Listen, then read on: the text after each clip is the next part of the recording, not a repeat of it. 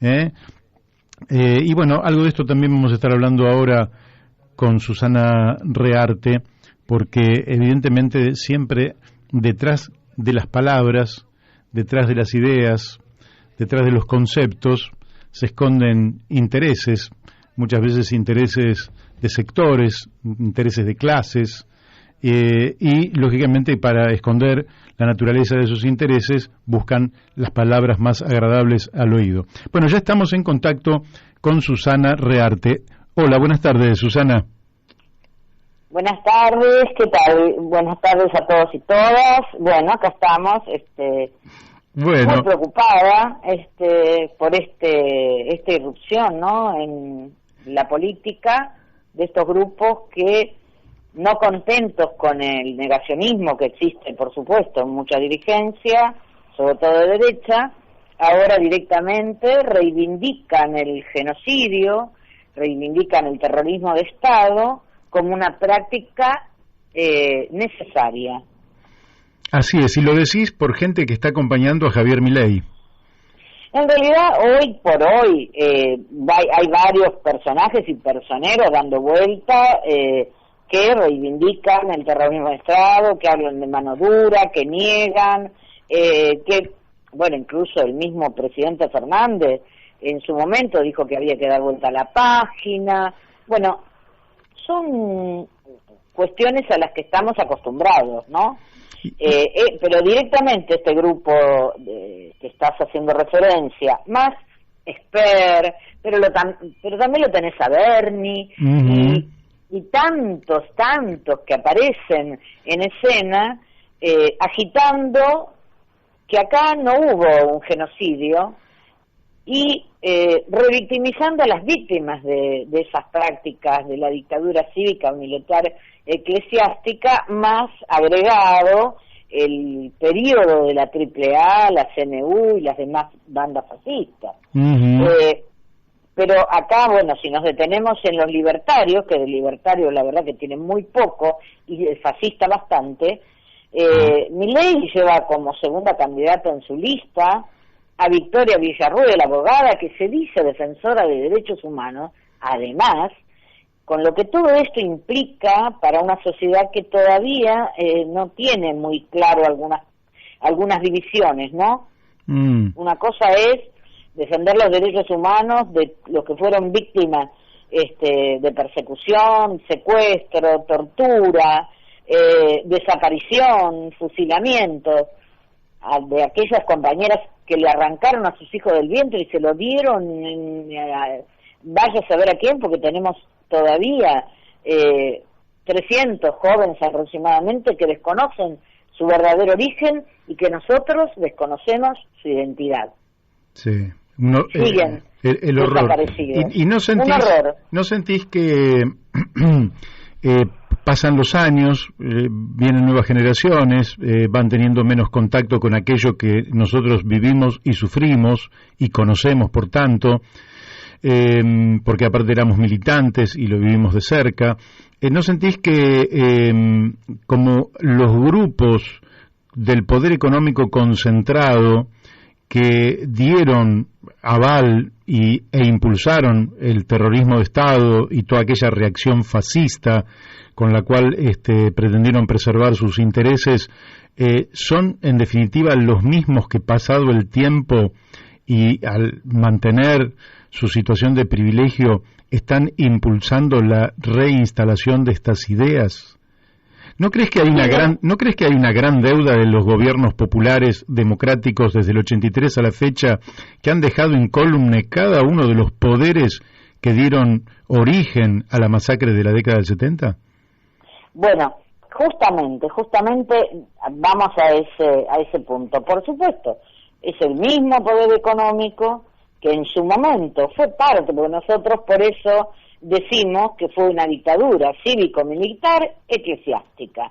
No andamos dando vueltas a esta cuestión, porque incluso gracias a la lucha de 40 años de tantas compañeras y compañeros sobrevivientes de ese horror, que vuelven a revivirlo en cada juicio, se ha podido juzgar y castigar a al menos a un grupo importante de genocidas, y ahora se está intentando, pero además con buenos resultados, llevar al banquillo de los acusados a los civiles que actuaron durante la dictadura, y en estos días fueron condenados 2 directivos de la empresa Ford por delitos de lesa humanidad, por tener un centro clandestino dentro de la fábrica y por haber sido parte de la desaparición de una junta interna.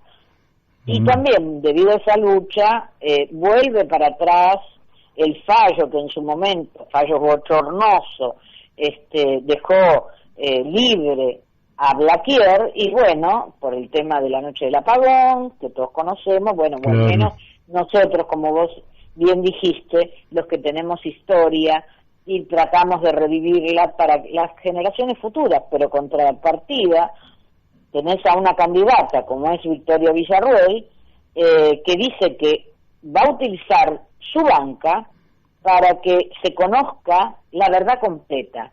Y acá hay una sola verdad, y es que hubo terrorismo de Estado, es que hubo un genocidio, y bueno, tenemos la lucha de tantas y tantos compañeros por mantener no solo viva la memoria, sino porque se juzguen esos delitos. ¿A qué atribuís vos que haya un crecimiento de la extrema derecha? Porque la derecha venía creciendo como centro derecha y con esos perfiles atenuados, digamos, o disimulados, sí, o encubiertos, sí, y de pronto ahora se abre una extrema derecha que ya reivindica desde el punto de vista ideológico, cosa que siempre ocurrió, a la dictadura. Siempre hubo liberales como Alzogaray que decían, sí, que la filosofía de la dictadura había sido correcta, pero que algunos la metodología no la reivindicaban, pero ahora no solo reivindican la ideología, sino también la metodología, y encima acumulan un número peligroso de votos. ¿Cómo ves ese fenómeno? Sí. Bueno, no todo, porque no hay que hacer la interpretación ligera que hacen algunos sectores que dicen que se ha derechizado la elección o que se han derechizado los grupos políticos. Nuestros grupos siempre existieron, el tema es que la irrupción así violenta dentro de la política partidaria y el competir en elecciones, bueno, viene de la mano de un vacío que han dejado muchos sectores, e incluso desde los organismos de derechos humanos que han sufrido en muchos casos la cooptación y han permitido tantas cosas que no se deberían haber permitido, como es la banalización de los centros clandestinos, y tantas otras cosas, están guardando silencio. Eso es lo que más preocupa, porque que estos sectores existen y ahora tienen oxígeno como para salir abiertamente a decir lo que piensan, lo que quieren. Acá para ellos no hay teoría de los 2 demonios, hay un solo demonio, fueron los 30.000 desaparecidos, son los sobrevivientes, somos todos los que luchamos por una patria diferente, ¿no? Un sistema político diferente. Y ellos lo que quieren es mantener este status quo de un sistema liberal, cada vez más conservador, cada vez más concentrado, y bueno, tienen toda la apoyatura mediática, empresarial, pero el silencio de los sectores, siempre, bueno, el silencio de los buenos, ¿no? Y eso ocurrirá porque demasiados organismos o militantes, algunos intachables, no voy a dar el nombre porque algunos lo vi en la cancha de Morón, lo vi en las imágenes, ¿no? A mí me sorprendió porque digo, no me parece que esté muy bueno que se politice, se partidice, diría yo, una lucha por los derechos humanos, sobre todo bueno, en fin, no quiero ser crítico con nadie, pero con quienes han dejado mucho que desear durante la época en que las cosas eran duras, ¿verdad? Por supuesto. ¿Y no te parece que eso también puede ser un motivo de este silencio, que si no sería inexplicable? Sí, no solo de los organismos, sino de muchos dirigentes, porque acá no es que no hubo casos, porque mira, el caso más emblemático es el de Luis Patti. Claro. Automáticamente hubo un pedido para, por la vía judicial y por la vía política, para que la candidatura de Luis Patti fuera anulada. Así Bien, con las idas y vueltas de la justicia, que sabemos que siempre fue parte y cómplice en muchos casos de todo lo que ha ocurrido, rápidamente primero desestimó, después hizo lugar. Pero no es que no hay precedente de que podría haberse impugnado esta candidatura. Y sí, yo te hablo de personas como Berbisky, que estuvo en su momento, Victoria Donda, bueno, todo ese conjunto de dirigencia que sigue dando vueltas, sigue pegado al gobierno y al poder de turno, y en su momento levantaron la voz y ahora guardan un silencio sepulcral. Entonces, la irrupción de estos grupos obedece a muchos factores y obedece justamente al poder concentrado, que necesita tener necesita que el Estado esté atendido por sus propios dueños. Y lo de Macri le resultó a medias. Lo de Fernández, con su ambigüedad, tampoco les convence. Es más, hay sectores que directamente están en contra. Y sigue tratando este sistema de buscar a alguien que realmente represente los intereses más concentrados.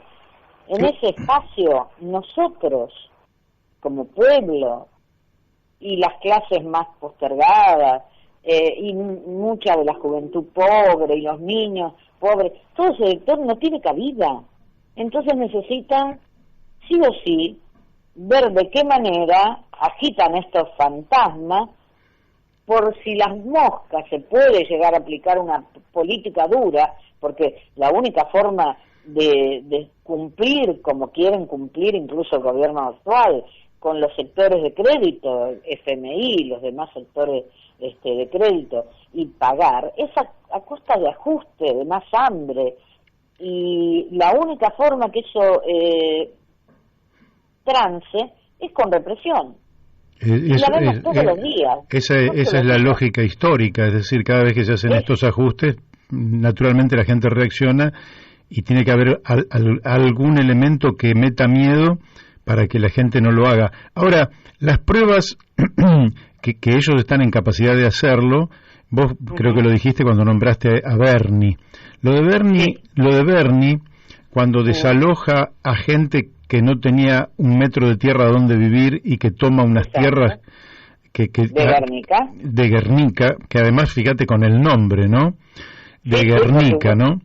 Y que él hace un operativo monstruoso. Ese operativo él lo filmó, hizo un pequeño video, lo propagandizó, después planteó la propiedad privada de la tierra como algo absolutamente sagrado.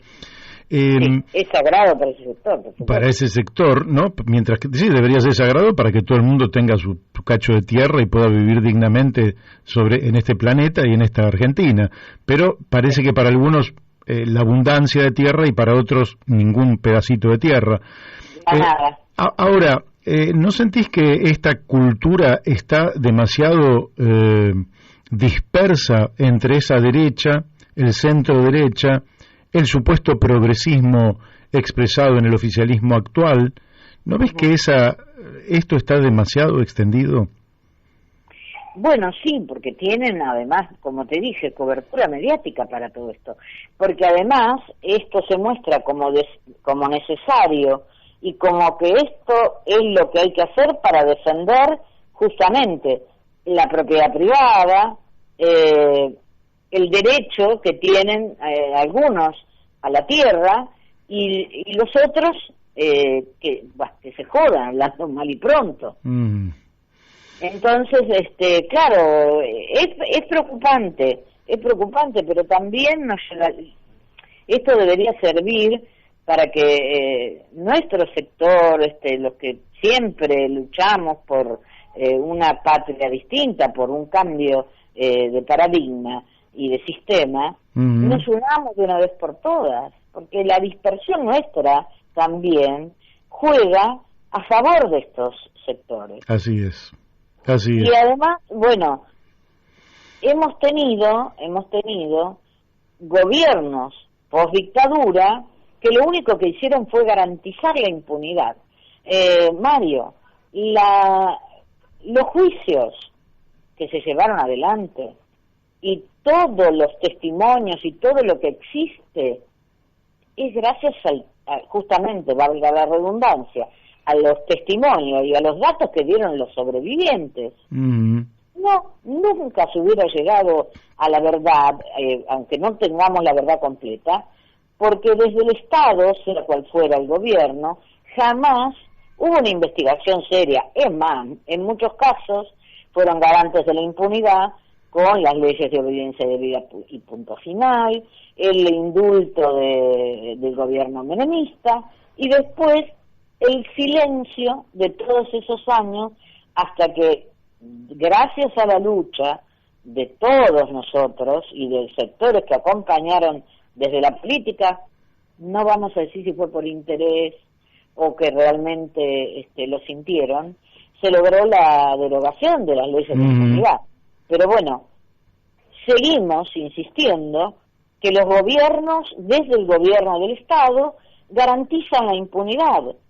Nosotros el 3 de diciembre del año pasado, que también acompañaste vos con tu firma, y hubo miles de firmas de personalidades vinculadas a los derechos humanos, actores, cantantes, organizaciones de todo tipo que acompañaron este clamor volcado en un expediente pidiéndole al gobierno del presidente Fernández la apertura de todos los archivos. Cuando digo todos los archivos, me refiero a los periodos que abarcan desde el año 74 al 83.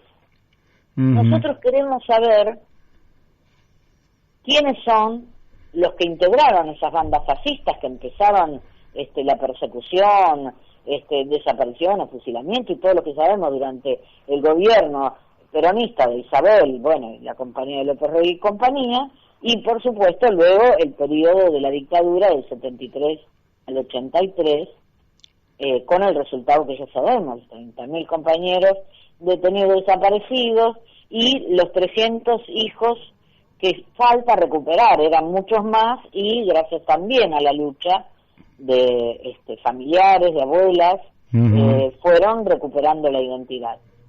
Pero esto es una deuda que el Estado tiene para con todos nosotros. ¿Y a qué atribuís que pasado más de 30 años, porque en Estados Unidos creo que hasta los 30 años se develan secretos muy significativos? Por ejemplo, todo lo que tuvo que ver de Estados Unidos con el golpe de Estado en Chile, toda esa documentación que todos la sospechábamos, y que había, digamos, tareas de investigación, pero los tipos desclasificaron los documentos sirvieron para que se investigue, y ahí se descubrió que, bueno, el papel en el golpe de Estado del 73 contra Salvador Allende había sido instrumentado por los Estados Unidos. Como en toda la región. Como en toda la región, como el golpe de aquí, yo le agregaría que fue un golpe también imperialista, porque... Imperialista. Claro, porque también el imperio estuvo detrás de nuestro golpe de Estado. Por supuesto. Ahora, ¿a qué atribuís que los gobiernos populares no den toda esa información para que sepamos toda la verdad, para que sepamos qué pasó efectivamente con las bandas durante la época anterior al golpe de Estado? Sí. ¿Para qué atribuís que no den toda esa información? Bueno, en parte convengamos, ¿no?, que el gobierno del signo actual, bueno, digamos, ¿no?, porque todo queda ahí medio borroso también, viste, estos bordes que terminan de no entenderse, supuestamente un gobierno peronista, y bueno, no querrá que se sepa algunas personas y personeros y personajes que los hemos visto en actos públicos, en primera fila, y que gracias a que se van conociendo algunos archivos, por ejemplo, Gerardo Martínez, claro, que era integrante del Batallón 601, peronista, que se codea con el gobierno. Sí, es parte del Consejo Económico Social que conduce Gustavo Vélez. Exactamente, bueno, Vélez, otro que con Cavallo, el mismo Fernández, Larreta, uno a veces dice, ay, ¿por qué será que se llevan tan bien ciertos sectores? Y porque estuvieron juntos. Lo que no sé es cómo este gobierno, que se dice nacional y popular, tiene en sus filas a tipos como, Fernández, y aparte que lo catapulta a la presidencia, pero además Aníbal Fernández, con las deudas que sabemos que tiene, con casos bastante sentidos para nosotros, como son los de Puente Porredón, y tantos otros, pero la irrupción ahora como jefe de gabinete de un tipo antiderecho ligado a la Iglesia, con cierto manejo y llegada a los intendentes, a los gobernadores, a la CGT, pero también al poder económico, y lo tenés ahí, ¿viste? Y es un tipo que se confiesa antiderecho, obligado a parir a una criatura de 11 años violada, con lo cual ni siquiera tenía en cuenta el viejo código donde establecía que abortos eran no punibles. Es cierto, claro, de 1921. Sí, por eso. No nos asombra. ¿Y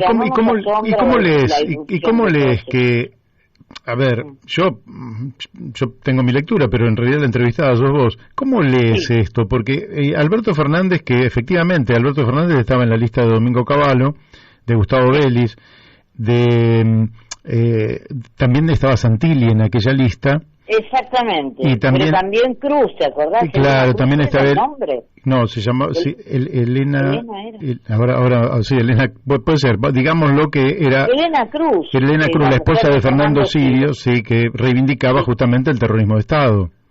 Pero además visitaba a Videla. Su marido. Un verdadero horror. Entonces, digamos, no es que es nuevo ni novedoso. Y entonces, ¿cómo cada tanto ¿cómo explicás vos este gobierno? Este gobierno, ¿qué en definitiva, qué proyecto está representando? ¿Qué es lo que representa? Proyecto. Bueno, yo creo que no tiene ningún proyecto. Desde el manejo de la pandemia, desde esta cuestión de volcar millones y millones a la compra de vacunas, que no sé, para algunos puede ser buenas, para mí son dudosas porque son experimentales. Y después inyectar millones al pago de deuda y insistir con negociar, entonces agachar la cabeza y esto de compra a los laboratorios, beneficiar a los laboratorios, beneficiar a los sectores concentrados, mirar para otro lado cuando tenemos más del 50% de los niños bajo la línea de pobreza. Eso debería ser algo sagrado para cualquier gobierno. Y acá miran para otro lado, dicen que hay que pagar, pero además los sectores progresistas que acompañan al gobierno terminan con la misma lógica, y cuando uno, le dice, está bien, mira, pero pensemos juntos esto, ¿no? ¿Qué hacemos con el hambre? Así es. Ya vamos a ver. Hay gente que no tiene tiempo para que alguien vea en un futuro porque se muere de hambre. Así es, y es una deuda interna que no se ha pagado durante demasiado tiempo frente a una deuda externa ficticia creada artificialmente para, pobrecita nuestra querida Argentina, saquearla y dominarla políticamente. Exactamente. Y el Congreso de la Nación, que en 38 años no auditó esa deuda que es propia de sus facultades investigar y tratar deuda interna y externa. Jamás lo hizo, y es otra de las vergüenzas que tenemos en la Argentina. Bueno, querés mayor vergüenza que la causa Olmos, ¿no? Que todos la conocemos. Fue a parar a la Cámara de Diputados por un fallo del juez Ballesteros, donde la declaraba, ¿no? Ociosa, bueno, fraudulenta. Lo gira el expediente a la Cámara de Diputados y, bueno, no sé en qué cajón se perdió. ¿Quién está sentado sobre esa deuda histórica contraída por la dictadura que benefició al poder concentrado que hasta nuestros días nos sigue queriendo, bueno, poner de rodillas, y que se sigue beneficiando sea del gobierno que sea? Sí, así es, así es. Bueno, es la triste realidad. Susana, tenés los 30 segundos, tenés los últimos 30 segundos, porque el tiempo se nos ha ido. Para mí ha sido un gusto, pero vamos a volver a charlar en otro momento. Y por ahí más adelante, un día te venís aquí al estudio de la radio y charlamos con más tiempo y en vivo y en directo. Muchísimas gracias, Mario. Y sí, bueno, expresar esto, ¿no? La preocupación, porque vemos que si no somos algunos que estamos alertas y preocupados por la irrupción de estos personajes, dentro de poco los vas a tener en la Cámara de Diputados y después alguno va a decir, qué barbaridad, mirá las cosas que dice, pero ya está, una vez que esté ahí, ya está, va a tener fueros y la posibilidad de decir lo que quiera desde ahí adentro, que bueno, para que la justicia actúe va a ser difícil. Insisto, nosotros necesitamos con urgencia que el Estado abra los archivos, pero todos los archivos, desde el 74 al 83, porque queremos saber qué fue de nuestras compañeras y compañeros, cuál fue su destino, quiénes son los que todavía no han sido juzgados, y sobre todo, un acto más de justicia imposible, que esos jóvenes que todavía desconocen su identidad la puedan recuperar. Son 300 jóvenes que todavía están apropiados. Así es. Bueno, Susana, te mando un fuerte abrazo desde aquí y hasta la próxima. Gracias. Muchas gracias, Mario, y claro, nos estamos viendo. Dale, bárbaro. Bueno, hemos hablado con Susana Rearte y nosotros nos estamos yendo. Hasta mañana, donde nos vamos a encontrar de nuevo aquí en Radio La Luna AM 1140, en La Brújula, a las 12 del mediodía, como todos los martes. Chau, hasta mañana, que tengan un buen día.